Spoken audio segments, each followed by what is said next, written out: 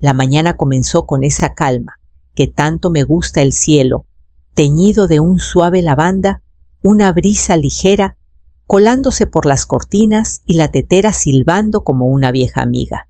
La noche anterior ya había preparado mi maleta 2 suéteres, una pequeña lata del té Darjeeling, favorito de Amalia, y un libro de tapa blanda, de Clarice Lispector, que llevaba más de 1 año queriendo prestarle. Todo estaba en orden. Cada primer viernes del mes, como reloj, visitaba a Amalia en San Miguel de Allende.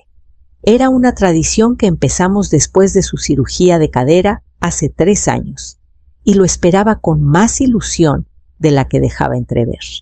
Solo nosotras 2, riendo con pastelillos de limón, chismeando sobre antiguos alumnos y los achaques que llegaban como visitas no invitadas. Subí al taxi a las 8:15 en punto. Isidro, mi chofer de siempre, me saludó con su guiño habitual. «¿Lista para escaparte, señora Valenzuela?», dijo. «Claro que sí», respondí, acomodándome en el asiento trasero con un pequeño suspiro. Estábamos a medio camino de la estación, pasando por esa tiendita de antigüedades con el letrero del gallo descascarado, cuando algo me revolvió el estómago. Revisé mi bolso, cartera, pañuelos, pastillas de menta, incluso el cuaderno de crucigramas, pero nada de identificación. Mi mano se detuvo, mi licencia.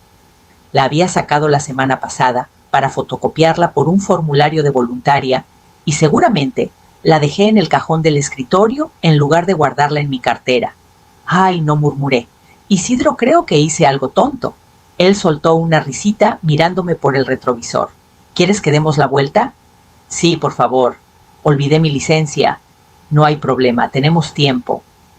Sonreí débilmente, agradecida por su calma. Aún así sentí un pequeño rubor de vergüenza en el pecho. Estos pequeños despistes habían sido más frecuentes últimamente. Llaves extraviadas, citas dobles. Nada grave, pero lo suficiente para hacerme consciente. El regreso fue silencioso. Al doblar en mi calle ya podía ver el jacarandá frente a la casa empezando a florecer. Le pedí a Isidro que esperara no más de 5 minutos, prometí. Bajé mis zapatos resonando suavemente contra el camino. La casa estaba tal como la dejé, silenciosa, tranquila. Pero al llegar al porche, una voz baja y contenida flotó desde dentro urgente con un tono desconocido. Me detuve en el último escalón del porche, con la mano apenas sobre la perilla. Al principio era tenue palabras, susurradas, 2 voces filtrándose a través del marco de madera de la ventana delantera. Conocía ese ritmo, el tono cortante de Lorena cuando intentaba sonar razonable. Las respuestas bajas y cautelosas de Tomás, siempre calculadas. Me incliné ligeramente hacia la ventana, cuidando de no hacer crujir las tablas bajo mis pies. Las cortinas estaban entreabiertas, y aunque no veía mucho sus palabras, llegaron lo bastante claras como para cortar mi respiración. Ha estado olvidando detalles pequeños. La semana pasada dejó la estufa encendida, dijo Lorena con voz baja. Eso fue solo una vez, respondió Tomás nervioso. No importa, es el patrón lo que cuenta. Se está ablandando. Usaremos la próxima visita a Amalia. Siempre regresa más sentimental. Firmará si lo planteamos bien. ¿Firmar qué? Hubo una pausa, luego el inconfundible sonido de papeles moviéndose. Preparé un borrador básico, continuó Lorena. Poder notarial, solo uno general, nada extremo. ¿Estás segura de que no sospechará?, preguntó Tomás. Confía en mí ciegamente, Tomás. Siempre lo ha hecho. El aire se me escapó como si alguien me hubiera presionado el pecho. Di un paso atrás de la ventana, la espalda rígida contra el barandal.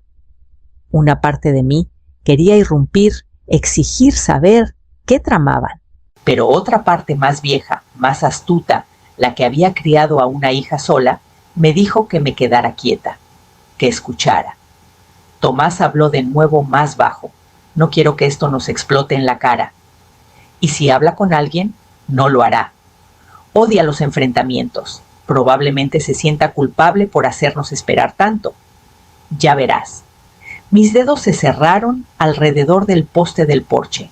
Sentí algo removerse en mi interior, no solo traición, sino algo más frío. Estrategia.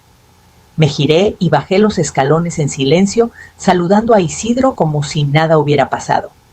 ¿Lo encontraste?, preguntó sonriendo. Sí, dije, acomodándome de nuevo en el taxi con el pulso ya firme. Vámonos a casa, no a casa de Amalia, no hoy.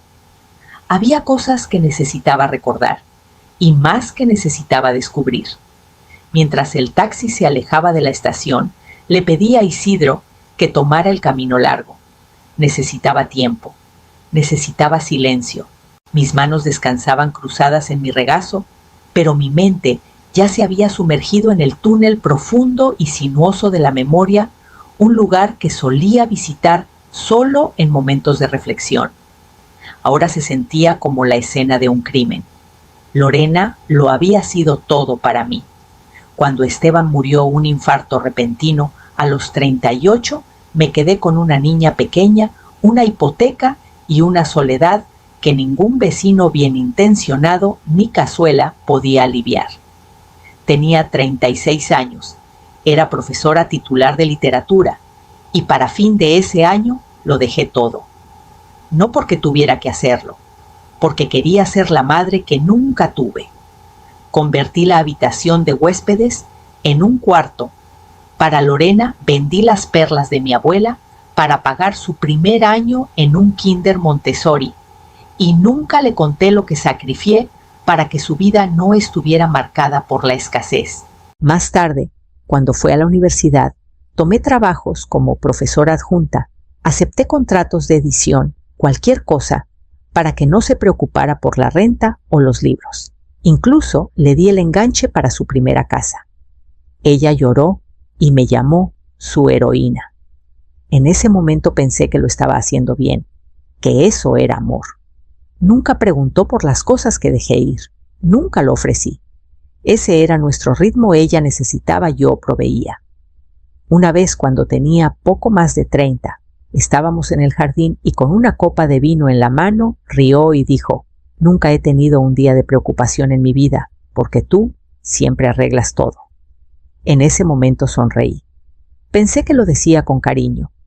Ahora esas palabras resonaban de otra forma. No eran gratitud, eran una confesión, un plano. La había criado para creer que la comodidad se le debía, no se ganaba, que el amor significaba absorber todas las cargas, que yo siempre sería la red bajo su caída, incluso si ella era quien sacudía la cuerda. Isidro estacionó en mi entrada. Le agradecí y bajé más despacio esta vez. Caminé hacia la casa que contenía una vida de esfuerzo, de sacrificio, y me di cuenta de que ya no sabía qué veía Lorena cuando me miraba. Tal vez era hora de descubrir cuánto pensaba que yo no podía ver. El lunes siguiente entré a la sucursal de la cooperativa Valle Blanco, con un nudo justo bajo las costillas. No había planeado ir en persona, solo quería revisar mi saldo en línea. Pero la página de inicio me rechazó 3 veces. Y el código de olvidé mi contraseña nunca llegó. Así que me vestí, alicé mi blusa y entré como una mujer en una diligencia, cuando en realidad estaba entrando en un momento que no podía deshacer. Pablo, mi gerente de cuenta, por más de una década, me saludó con su calidez habitual. «Señora Valenzuela, ¿cuánto tiempo? ¿Todo bien?» «Eso espero», dije acomodándome en la silla de cuero desgastado frente a su escritorio. «Quiero revisar mis cuentas, transacciones, información de contacto, cualquier cambio reciente». Asintió tecleando rápido. Luego se detuvo. «Qué extraño», murmuró. «Hubo 2 intentos de transferencia desde tu cuenta de ahorros la semana pasada, ambos bloqueados por nuestro sistema. Cantidades grandes, un patrón inusual para tu perfil». Giró la pantalla hacia mí. C95.000 y C120.000, ambas detenidas. «No autoricé ninguna transferencia», dije. Mi voz sonó débil. «Lo sé. Por eso fueron bloqueadas. Intentamos contactarte, pero el número en tu expediente había sido actualizado. ¿Actualizado? ¿Por quién, Pablo? Clicó más profundo. Fue cambiado el martes pasado. Cuando llamamos al nuevo número, una mujer contestó. Dijo que era tu hija. Mencionó que estabas de viaje y que ella estaba manejando las cosas mientras tanto. Mis dedos se enfriaron alrededor del reposabrazos. Lorena no había esperado a que firmara nada. Ya estaba actuando como si lo hubiera hecho. Forcé mi respiración a mantenerse estable. Quiero que el número se actualice de nuevo. Hoy, deslicé un papelito por el escritorio y quiero cambiar todas mis contraseñas y establecer un protocolo de confirmación personal, sin acceso a terceros, ni siquiera a familiares. Pablo asintió con solemnidad. Lo arreglamos ahora mismo. Salí al brillo cortante de la mañana con el abrigo abierto y las manos apretadas en puños. La traición ya no era un plan futuro. Ya había comenzado. Y si se habían atrevido a tocar mis cuentas, tenía que descubrir qué más habían alcanzado. Esa noche descargué una aplicación de grabación de voz sencilla. No sabía qué captaría, pero necesitaba estar preparada. La tarde siguiente llevé un guisado a la casa de Lorena con la excusa de una visita. No estaba en casa, solo Tomás, quien dijo que ella estaba haciendo mandados. Me agradeció y se alejó para atender una llamada dejándome sola en el vestíbulo. Algo me llevó al aparador cerca del comedor. Los cajones estaban perfectamente ordenados como siempre. Plumas, recibos, una engrapadora. Luego en el fondo una carpeta azul. La abrí. Dentro copias de mi licencia de conducir, mi credencial de elector y la escritura de mi casa. Encima un borrador de un poder notarial general con mi nombre escrito pulcramente en la parte superior. Había notas escritas a mano en los márgenes. Usar visita a Amalia. Programar notario. Verificar si está sola. Después del viaje me quedé helada. No eran recordatorios. Era una estrategia. Mi propia hija había trazado mis hábitos, mis fechas de viaje, mis puntos débiles. Esto no era protección, era planeación. Ella no estaba esperando que firmara algo. Ya había construido la máquina, solo necesitaba mi firma para encenderla. Volví a colocar los papeles con cuidado y cerré el cajón sin hacer ruido. Tomás seguía al teléfono sin darse cuenta. Salí sonriendo como si nada hubiera cambiado, pero por dentro todo lo había hecho. Lorena no solo estaba intentando manejar mis asuntos, estaba intentando tomarlos, pedazo a pedazo, sonrisa tras sonrisa.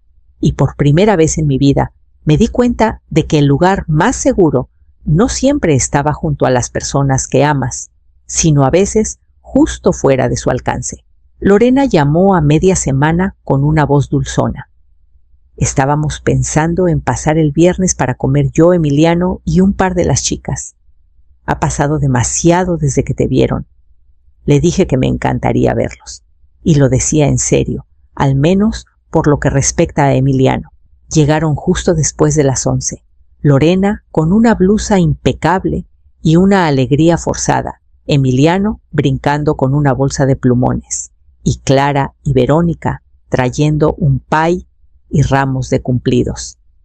Tus hortensias están preciosas, Elvira, dijo Clara. Y este porche parece de revista. Sonreí, ofrecí té helado y seguí el juego. Se sentaron en el jardín mientras sacaba los platos. Había preparado pollo al limón y una ensalada comida reconfortante, algo familiar. Eso era lo que querían. Familiaridad. Calma. El tipo de ambiente que hace que una persona diga sí sin pensarlo. A las 11:45 llegó Tomás disculpándose por el retraso. Justo a tiempo, dijo Lorena, con los ojos desviándose hacia el pasillo. Él puso una carpeta de cuero gris en la mesa de la consola, sin decir nada. Tomé aire y me excusé para traer más limonada, entrando a la cocina solo el tiempo suficiente para activar la grabadora en mi teléfono y deslizarlo en el bolsillo de mi delantal. Esta vez mis manos no temblaron. De vuelta en la mesa, todos charlaban sobre horarios escolares y el alza en los precios de los víveres. Lorena seguía sonriendo, sus ojos saltando hacia la carpeta, como si fuera un reloj en cuenta regresiva. Después de recoger los platos, se puso de pie y se limpió las manos con una servilleta. Mamá dijo alegre, casual: «Trajimos algo para que le eches un ojo. Solo un formulario, nada urgente. Es algo en lo que Clara y Verónica también ayudaron a sus papás». La miré a los ojos, tan abiertos, tan brillantes, tan ensayados. Señaló la carpeta. «Pensamos que ya que estamos todos aquí sería un buen momento». Asentí lentamente. «Claro», dije, alcanzando la pila de papeles. Luego me giré hacia Emiliano y le pregunté si quería ayudarme a abrir la carpeta juntos. Emiliano acababa de terminar su segunda porción de pie, con las piernas balanceándose bajo la mesa cuando se recostó en su silla y sonrió. «Mamá dijo que esta será nuestra nueva casa», soltó alegremente. La conversación se detuvo en seco. Los tenedores quedaron en el aire. La luz del sol a través de la ventana del comedor de repente parecía demasiado intensa. Lorena giró la cabeza hacia él. «Emiliano dijo demasiado rápido. Eso no fue lo que dije. No seas tonto». «Pero sí lo dijiste», respondió él parpadeando. «Le dijiste a papá que pondríamos una alberca en el patio y que la abuela nos la iba a dar porque se mudará a un lugar más pequeño sin escaleras». Las cejas de Verónica se alzaron. Clara tosió incómoda. Sonreí a Emiliano y tomé la carpeta que Tomás había dejado en la mesa. Mis dedos la abrieron con una lentitud deliberada.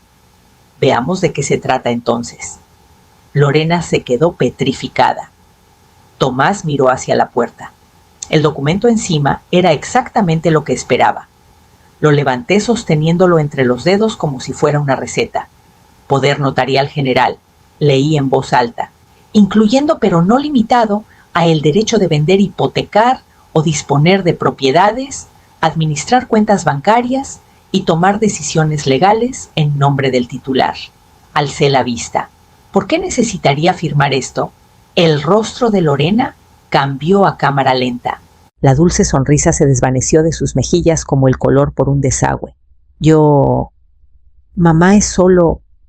Esto es estándar. Todos lo están haciendo hoy en día. Clara y Verónica ayudaron a sus mamás, ¿verdad? La boca de Clara se abrió y luego se cerró. Verónica miró su servilleta. «Dijiste que era solo un formulario». Dije calma como una página que se pasa. «Pero esto es una transferencia completa de control sobre mis finanzas. Mi casa». La voz de Lorena se quebró. «Estás haciendo un drama de esto. Solo intentaba ayudar. Olvidas cosas. No estás rejuveneciendo». Las palabras flotaron en el aire como una bofetada. Había dicho la parte callada en voz alta. Doblé el papel, lo puse de nuevo en la carpeta y la empujé por la mesa. Luego miré a Verónica. «¿Te importaría ayudarme a recoger los platos?» Lorena se fue en un torbellino de tacones resonando y frases a medio terminar. Tomás la siguió tras una larga pausa vacía, sin decir nada, su mano apenas rozando el borde de la carpeta, antes de retroceder como si quemara. Clara y Verónica recogieron sus abrigos sin mirarme a los ojos.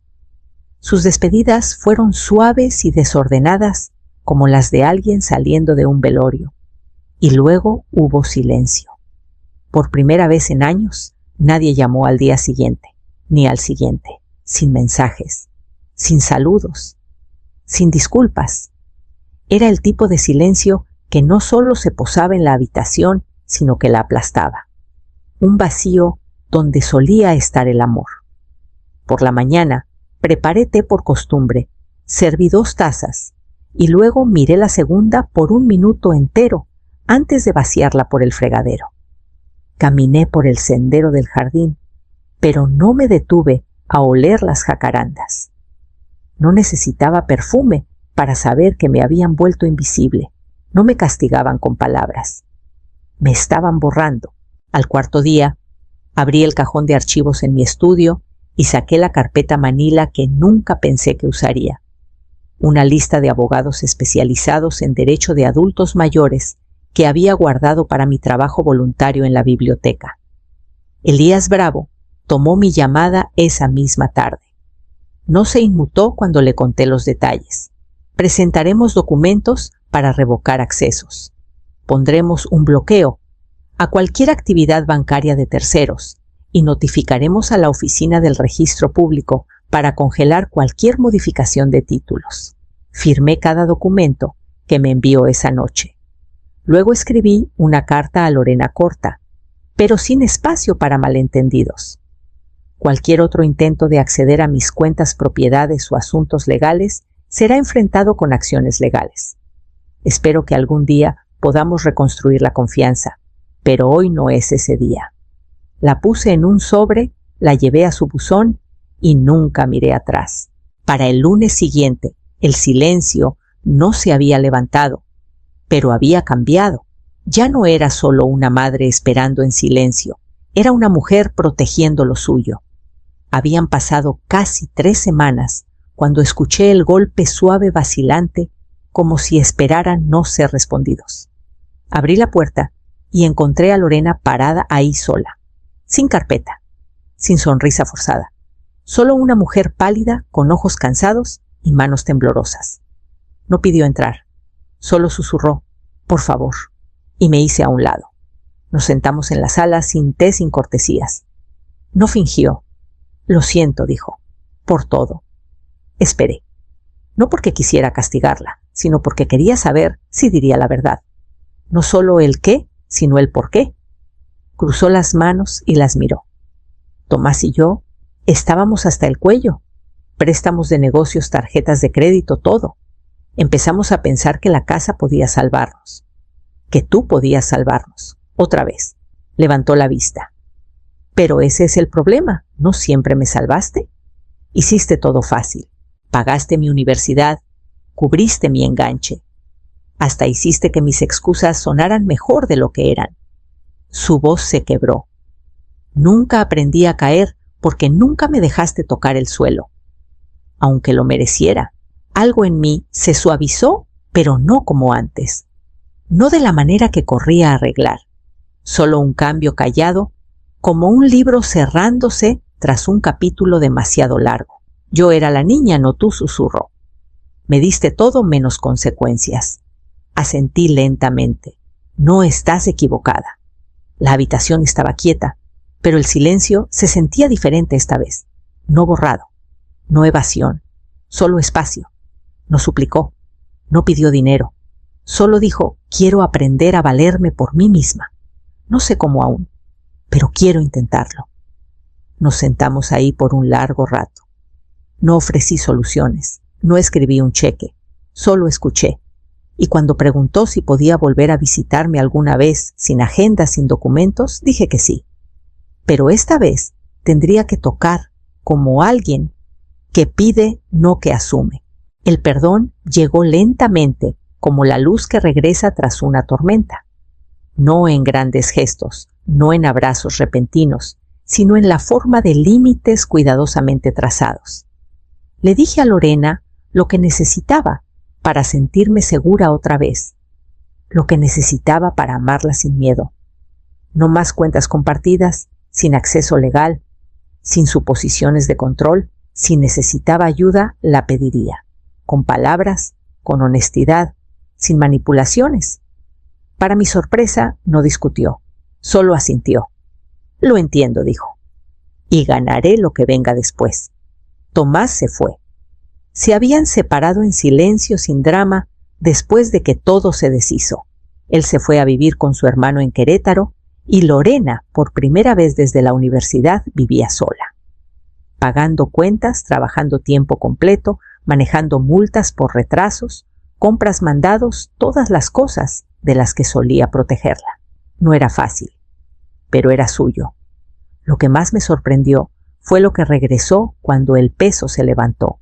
Emiliano comenzó a volver, primero con pasos cautelosos, luego con su brillo habitual.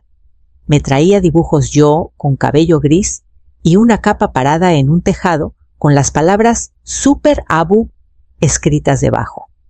Hicimos pan de plátano y plantamos albahaca en pequeñas macetas de barro.